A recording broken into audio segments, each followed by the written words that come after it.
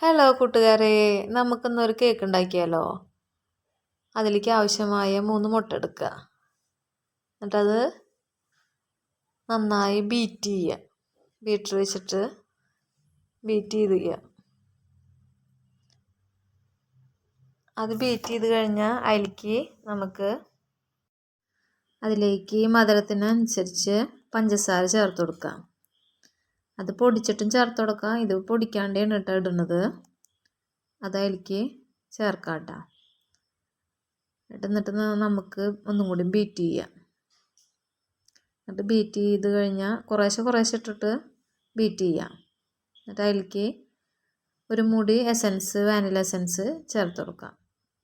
എന്നിട്ട് പിന്നെയും ബീറ്റ് ചെയ്യാം. പിന്നെ നമുക്ക് ആവശ്യത്തിന് മൈദ എടുക്കുക. 1 കപ്പ് മൈദയാണ് എടുത്തേക്കണത്. അതിൽ baking soda 1 teaspoon, baking powder 1 teaspoon, പിന്നെ ആവശ്യത്തിന് ഉപ്പ്. എന്നിട്ട് 3 വട്ടം അരിച്ചെടുക്കാം.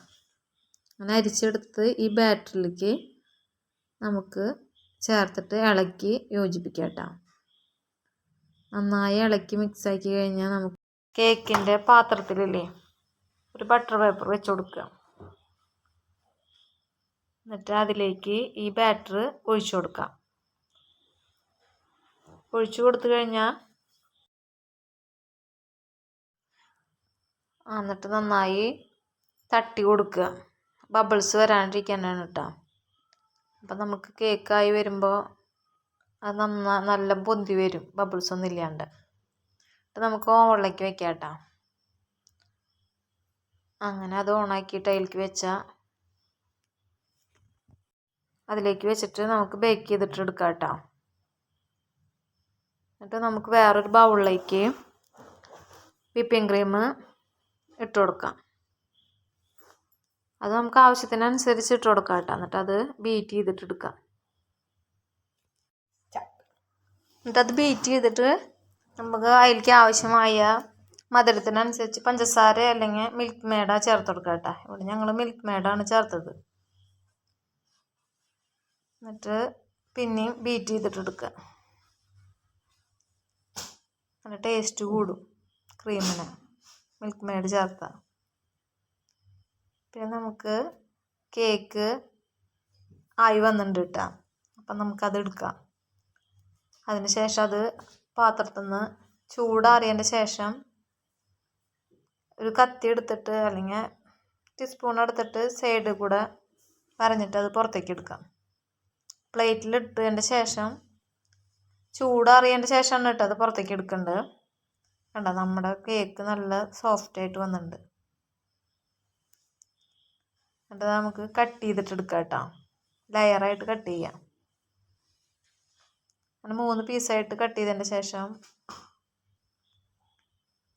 അതിന് മുന്നേ നമുക്ക് അതിൻ്റെ ബട്ടർ പേപ്പർ എടുത്ത് കളയാം. എന്നിട്ട് നമുക്ക് 3 ലെയറായിട്ട് കട്ട് ചെയ്യാം കേട്ടോ.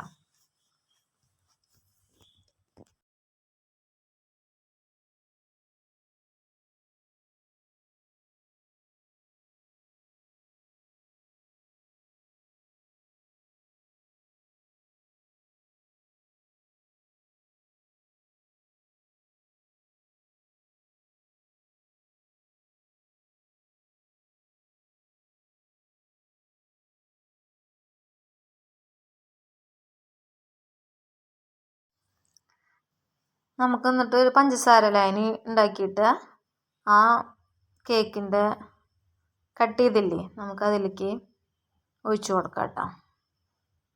എന്നിട്ട് നമുക്ക് ആ വിപ്പിംഗ് ക്രീം അതിലേക്ക് തേച്ച് കൊടുക്കാം. നമ്മുടെ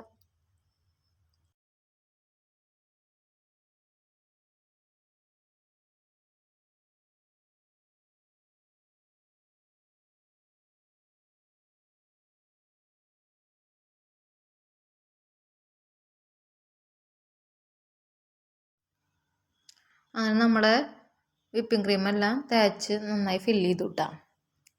മുകളിലേക്ക് നമുക്ക് ചോക്ലേറ്റ് ഗ്രേറ്റ് ചെയ്ത് വെച്ചിട്ടുണ്ടായിരുന്നു, അത് മുകളിലേക്ക് ഇട്ട് കൊടുക്കാം. നന്നായി ഫില്ലായതിന് ശേഷം അടുത്ത കേക്കിൻ്റെ സ്പോഞ്ചില്ലേ അത് ആ ലെയർ വെച്ച് കൊടുത്തിട്ട് പഞ്ചസാര ലായനി നമ്മൾ നേരത്തെ ചെയ്ത പോലെ തന്നെ അതിൻ്റെ മുകളിൽ ചെയ്ത് കൊടുക്കുക. എന്നിട്ട് വിപ്പിംഗ് ക്രീം വയ്ക്കുക. എന്നിട്ട് അത് നന്നായി തേച്ച് പിടിപ്പിക്കുക.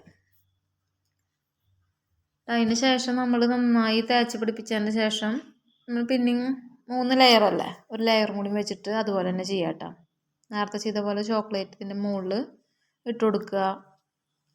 എന്നിട്ട് വിപ്പിംഗ് ക്രീം തേച്ചതിന് ശേഷം ചോക്ലേറ്റ് ഇട്ട് കൊടുക്കുക. എന്നിട്ട് നമുക്ക് ഫില്ലാക്കാം.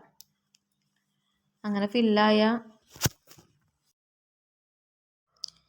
ഫില്ലായ കേക്കാണ് കേട്ടോ ഇത്. ഞങ്ങൾ കുറച്ച് ചോക്ലേറ്റ് സിറപ്പ് ഒക്കെ ഉണ്ടാക്കി അതിൻ്റെ മുകളിൽ ഒഴിച്ചിട്ടുണ്ട്. പിന്നെ കുറച്ച് ഡിസൈനൊക്കെ ചെയ്തിട്ടുണ്ട്. അങ്ങനെ ഞങ്ങളുടെ കേക്ക് റെഡി ആയിട്ടോ. നല്ല ടേസ്റ്റ് ഉണ്ടായിരുന്നു കേട്ടോ കേക്ക്. കഴിക്കാൻ സൂപ്പറായിരുന്നു.